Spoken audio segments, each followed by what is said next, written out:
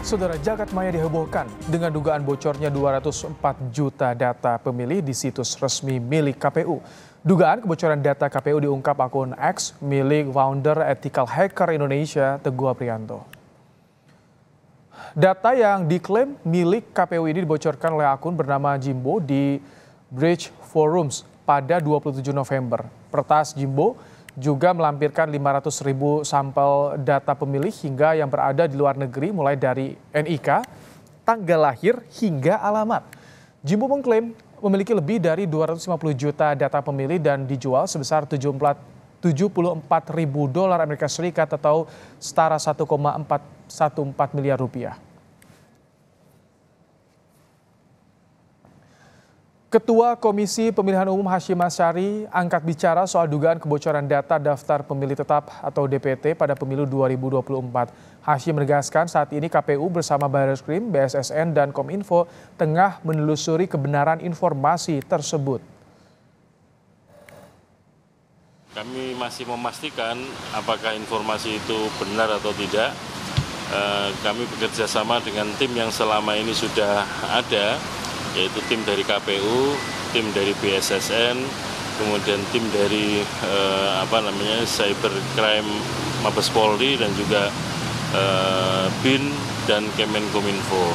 Ini tim sedang bekerja untuk memastikan kebenaran informasi tersebut. Kominfo juga merespons soal dugaan kebocoran data pemilih di situs resmi KPU. Kominfo telah menerjunkan Direktorat Jenderal Aptika untuk menelusuri dugaan kebocoran data tersebut. Itu sidang gimana, Pak? Tadi lagi diselidiki oleh kita bersama kan, semua unsur. Penjelasan resminya kan dari Pak Ketua KPU. Ya kita terus melakukan penelusuran.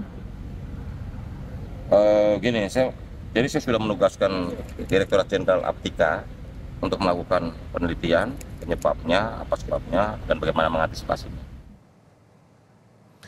Anggota Komisi 1 DPR RI fraksi Golkar Dev Laksono akan menanyakan pada Kominfo soal dugaan kebocoran data pemilih dalam rapat dengar pendapat sore ini.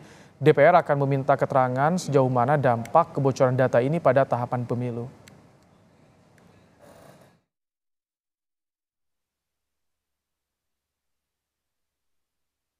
Ya, memang pertama ini kan kita membahas untuk pemilu, ya, kesiapan dan kemampuan dan juga pengamanan jaringan komunikasi yang akan Kominfo lakukan dengan pemilu. Nah, kebetulan ya mendadak ada info terjadi kebocoran data, jadi pasti itu akan kita tanyakan dan mungkin juga dari Kominfo sudah menyiapkan bahannya tentang data apa saja yang bocor, lalu potensinya seperti bagaimana. Ya, karena kan ini kan kita baru dengar bahwa ada data yang dicuri milik KPU.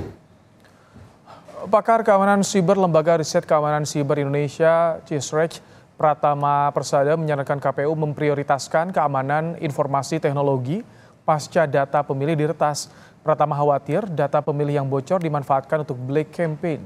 Pasalnya kebocoran data pemilih ini akan berdampak pada masyarakat apabila disalahgunakan, khususnya di waktu pemilu.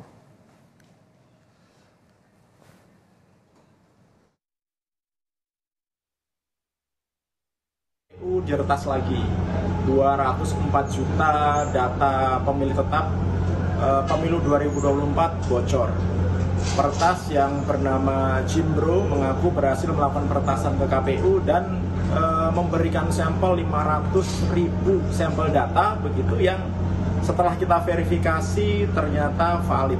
Ada kode TPS, ada kode kelurahan, ada nomor NIK, ada nomor KK dan lain-lain, lengkap sekali. Konsentrasi terhadap pengamanan sistem IT KPU menurut saya harus diprioritaskan. Data yang bocor ini ketika disalahgunakan bisa digunakan untuk black campaigns, negatif campaigns, bisa dijadikan untuk sumber data pengiriman private campaigns. Ya, saudara, membahas soal dampak dugaan peretasan data pemilih di KPU terhadap pemilu, kita akan tanyakan langsung pada pakar telekomunikasi dan juga ahli digital forensik, ada Ruby Alamsyah yang sudah hadir di studio Kompas TV. Selamat petang, selamat datang di studio Mas Ruby. Selamat petang juga.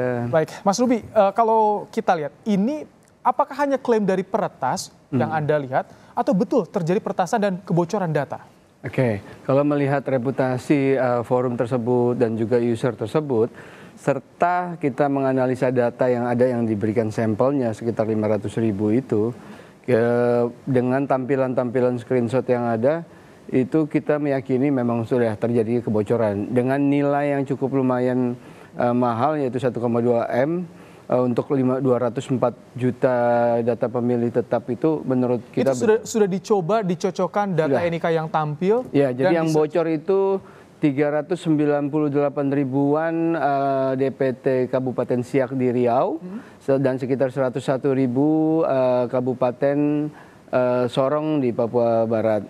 Nah, itu udah kita random cek bahwa data-datanya cocok sesuai dengan di sistem KPU pakai cek DPT online. Tadi sampai 204 juta itu apa? Bahkan dia mengklaim ada sampai 250 juta punya data pemilih. Jadi kalau database itu data asli mungkin 204 juta, tapi data-data tambahan lain itu udah biasa. Memang biasanya lebih dari data yang utamanya. Biasanya ada filtering, ada sorting segala macam. Itu ada data DAM dan segalanya. Kelihatan memang 257-an. Kita sekilas, saudara melihat tampilan bagaimana ada NIK. TPS pun ada, lokasi TPS, alamat tertera dari hasil peretasan tersebut. Dampaknya bagi pemilu bagaimana, Mas Bobi? Kalau dampaknya bisa macam-macam ya, tetapi dari 500.000 itu walaupun nggak ada data alamat, tapi begitu kita masukkan data 500.000 itu ke sistem cek DPT online KPU, itu keluar alamat lengkap. Tampil semua? Tampil semua. Jadi dari data yang ada yang dijual ini digabungkan dengan data sistem cek DPT KPU, itu akan mendapatkan data yang lebih lengkap jadinya, dan itu terverifikasi. Nanti kerugian bagi datanya yang dibocorkan apa? Misalkan yang secara langsung bisa dirasakan nih Mas Ruki? Nah, menurut saya untuk dampak yang non pemilunya akan bisa berasa, yaitu NIK kita bocor, nomor kartu keluarganya pun juga bocor. Nah, dengan dua data ini kita bisa disalahgunakan, pembuatan rekening atas nama kita, pembuatan akun-akun atau pinjol-pinjol atas nama kita, karena data-datanya lengkap di situ. Bahkan NIK ada nomor KK, itu yang serem sih. Kalau misalkan yang berkaitan dengan pemilu, ada gambaran nggak ini bahayanya seperti apa nih? Karena kan digitalisasi, data kan sudah terkoneksi semua nih, Mas Ruby. Salah satunya yang kemungkinan bisa dilakukan dan tapi mestinya tetap akan butuh effort tambahan, yaitu kalau data itu disalahgunakan, kalau ada pemilih yang tidak menggunakan hak suaranya tetapi diganti oleh pihak lain dengan data-data yang mereka sudah punya. Oh, itu rentan ya? Rentan. Jadi misalnya di daerah kabupaten dan kelurahan tertentu ada 500 orang, tapi yang nggak mau milih sekitar ada 100 orang. Nah, 100 orang itu bisa disalahgunakan menggunakan KTP palsu dengan data-data yang sudah bocor tadi. Oke, jadi dua dampak dari sistem pemilu bisa terganggu ya kalau misalkan ada penggunaan data di luar pemilu pun tadi rentan sekali ya. Betul, karena data pribadi yang bocor. Data pribadi ini sudah Bjorka sebelumnya juga sudah meretas KPU. Sekarang diretas lagi. Kenapa bisa terjadi? Apa yang salah sistemnya? Nah, yang salah sih kalau dilihat dari kita analisa data yang ada dan dari cerita si pelaku, itu adalah satu kesalahan tidak optimalnya keamanan yang ada di KPU. Bisa terkait sistemnya secara langsung ataupun SDM-nya. Karena ada tampilan sebuah screenshot dashboard untuk mengakses data KPU tersebut. Nah, apakah itu bisa saja dikenakan ataupun terjadi karena SDM yang kurang kompeten, SDM yang lalai gitu. Akhirnya dia passwordnya disalahgunakan oleh si pelaku. Itu bisa satu. Kedua, bisa peretasannya terjadi karena sistemnya memang lemah. Tetapi yang perlu digarisbawahi tambahan adalah KPU juga ternyata tidak memiliki mitigasi terhadap resiko peretasan sejenis ini. Padahal kan di internal KPU melibatkan BSSN, cyber dari Bareskrim juga, Kominfo juga masuk di situ di sistem yang untuk pengamanan data. Tapi kita perlu garisbawahi bahwa kalau Polri masuk ke kasus ini biasanya setelah kasus. Jadi bukan mitigasi. Nah, mestinya BSSN yang di depan sebenarnya sebelumnya mungkin memberikan konsultasi agar sistem aman. Nah, ini kelihatan kalau kita cek situs Sidalih yang dimaksud yang diretas oleh pelaku, itu kan sampai sekarang tulisannya maintenance, sampai tadi beberapa 1 jam yang lalu saya cek masih maintenance. Nah, itu menandakan kalau kita bagi orang itu menandakan bahwa mereka tidak siap terhadap sebuah mitigasi atas resiko peretasan sejenis ini. Nah, sistemnya udah nggak aman, proses mitigasi yang proper pun mereka tidak siap juga. Sistem tampilan sistem under maintenance setelah terjadi peretasan sejenis ini memperlihatkan bahwa KPU itu benar-benar cukup amatir. Pemilu sudah berjalan. Apa yang harus segera dilakukan? Ini data sudah bocor nih, Mas Ruby. Apakah masih bisa diselamatkan atau seperti apa? Masih ada beberapa tindakan mitigasi yang bisa dilakukan oleh multi stakeholder agar data itu tidak beneran bocor ke orang yang yang disalahgunakan oleh pihak-pihak tertentu. Tapi harus cepat mainnya, harus cepat dilakukan proses-prosesnya. Itu bisa dilakukan kok, dan itu biasa kalau kita terjadi di sebuah industri ataupun pihak swasta ya.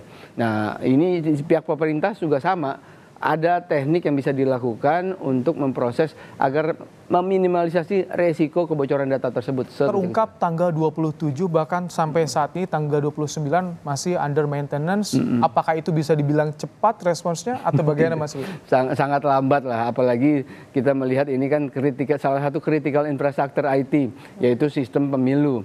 Nah, mestinya di bawah kategori critical infrastructure itu harus benar-benar aman, minimal nggak mudah dibobol seperti ini. Siapa yang paling bertanggung jawab ketika ada kasus pertasan seperti ini yang menyasar KPU? Pasti KPU yang mutar pertama. Dan dia kan, seingat kita, mereka sudah meminta anggaran yang lebih untuk khususnya yang di IT-nya agar lebih aman katanya. Ada beberapa, di Kompas pun saya pernah baca beberapa bulan lalu. Nah, tetapi dengan kejadian seperti ini, hacker atau peretas itu tidak meretas dengan cara canggih menurut saya, alias tidak perlu terlalu complicated dan ternyata terjadi. Tidak dengan cara canggih, maksudnya serentan itu kah sistem keamanan IT? Serentan itu tadi, makanya ada dua opsi, bisa di sistemnya secara langsung atau SDM-nya.